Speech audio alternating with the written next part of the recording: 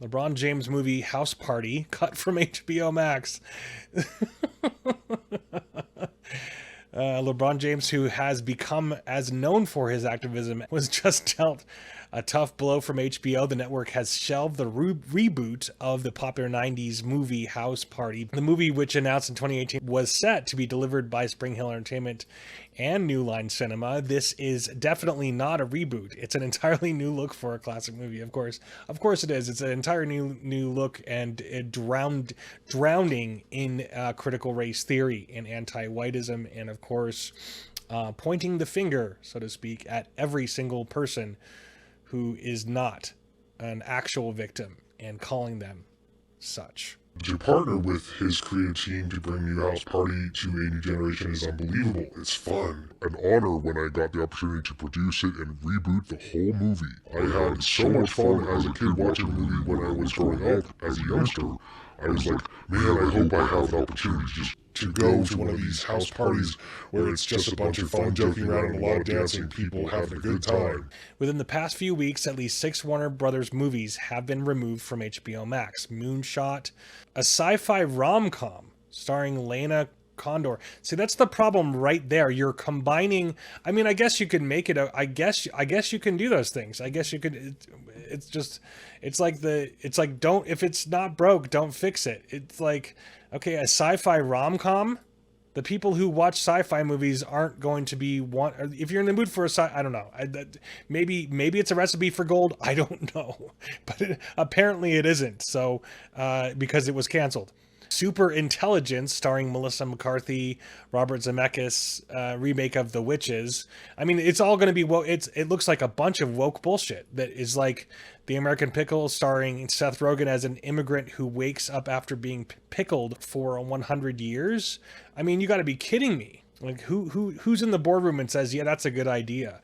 Let's fund this shit. Let's pay for this. The network continues to lean on reporting about former President Donald Trump, but with him not in the White House, that could be playing a major factor in decline, of course. And that's so illustrated so well by Salty Cracker, talking about the average normie just not caring at all how much they hate Trump. It's like, you hate Trump, good, okay, great. Are you gonna lower my gas prices at this point? The network has had an average primetime viewership of 639,000 this quarter, which represents 27% dip from the same time last year, lagging behind MSNBC, which is a fucking joke. That is a complete and total joke. I mean, MSNBC, what a fucking train wreck. This comes as Warner Brothers Discovery has placed Chris Licht in charge of changing the direction of the network from a hyper-partisan liberal bias to straight news, though it appears that the transition is not done.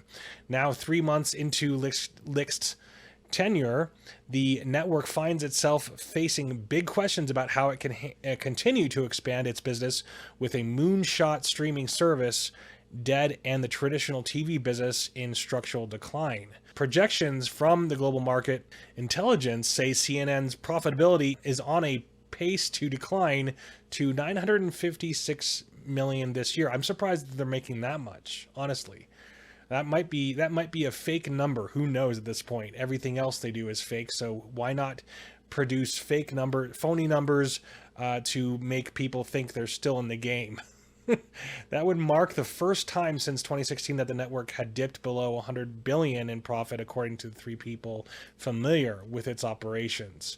2 people familiar with CNN's operations said the network's initial 2022 profitability target was $1 billion, but another person familiar with the matter said that by accounting of company executives, he was on track to meet a profitability target of roughly $950 million for the year, since the network's initial budget didn't account for losses and associated with launching the CNN Streaming Plus service. Yeah, that was like, I don't remember the numbers on that, but that was a complete and total loss, like a complete and total shit show, shot in the dark. The parent company could make cuts at the network if the bottom line in revenue does not improve, but in a recording, Licht said that he had not heard about any cuts.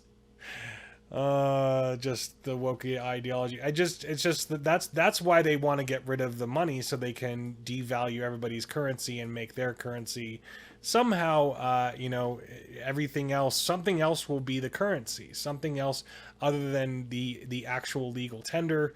Legal tender won't be anything, won't be worth anything.